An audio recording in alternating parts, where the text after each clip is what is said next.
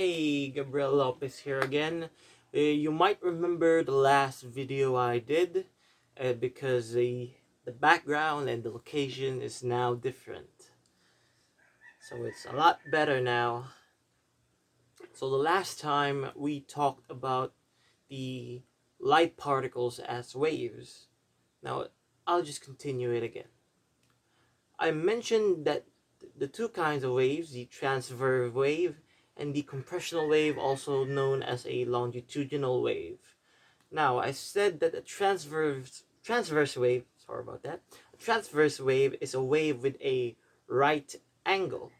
Now, that's the most easiest and basic and description you will always use and hear when they ask you what is a transverse wave. Now, for a compressional wave or longitudinal wave, it's different. The best example would be a slinky. It has, if you stretch out a slinky or a string, they're both parallel. So if you move this side, it will create a wave that will also be experienced by the left side, making them parallel to each other. I have said that before on the first video, the short one. Now, the next, before I ended the video, I mentioned refraction. Now, what is refraction? See, refraction is the change in angle of the wave of light, or maybe it's not just affected by the wave of light. When it hits a certain medium, the angle of the wave changes. What is a medium? Well, a medium it can be many things. It can be a solid, liquid, or a gas. Now, when the wave hits that medium, the angle changes. Usually, this happens mostly in liquids or water surfaces. When the light wave hits it, it causes some kind of refraction, changing the angle of the wave. And next, the one we need to also mention is reflection. You already know what reflection is, but I'll still mention. It is when the light hits the surface and the surface throws back the light back at the source, creating a reflection. The best example would be a mirror. That's why when we face a mirror, we see our reflection because the light, maybe coming from the sun or a light bulb, is hitting the medium of the glass or the shiny surface, hitting that with its wave of light and then throwing it back at us. That's why we can see our reflection. Okay, now I will try to insert an image of a wave somewhere here, and I will explain it to you, the parts of a wave. Now, we already know what a wave is, or maybe some of us have some basic knowledge of what it is. Basically, the best example would be, again, if you have a rope.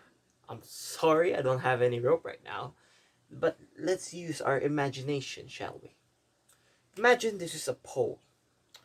If I tie a rope and I pull it, it will be a straight line from the pole to where I'm holding the rope.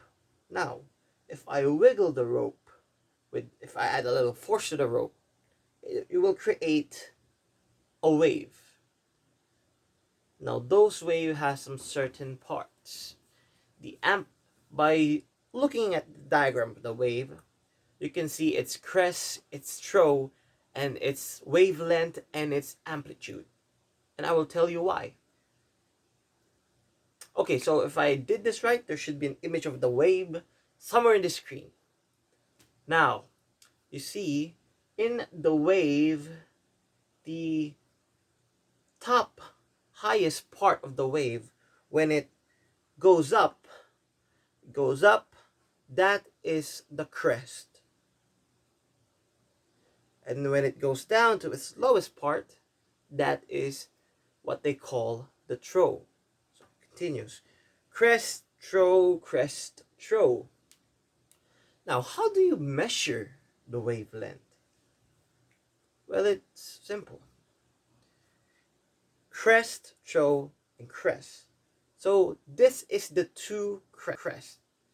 Now the distance from crest 1 to crest 2, sorry about my accent, is the wavelength. Next is the amplitude. Now it is easy again to measure the amplitude of a wave.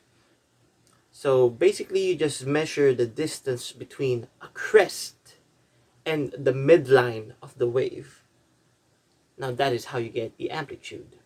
Now I should also mention frequency. Now frequency is how often a wave cycle passes a given point per second. Now the way to measure it is to use it by hertz. For example, of hertz, let's give ourselves 20 hertz. That means in a second, our wave has 20 wave cycles for every second. That's how fast our wave is going. Now, if that is a light, that means that's how fast the light we are calculating is traveling. I hope you learned the basics of light as a wave in this video and what a wave is, the kinds of waves and the frequency, the crest, and the hertz of a wave, and how to differentiate them and how to measure some of them. Now that is just the basics. Now a fun fact, light can also act as a particle, not just as a wave. Now that is a very kind of tricky and advanced lesson because it dabbles with the quantum mechanics. Not all are educated with quantum mechanics. Like myself, I only knew the basics of science. But I hope you learned some details from this video, the basics of what they are, and I hope this will help. Once again, I am Gabriel Lopez signing off, and thank you for watching my video.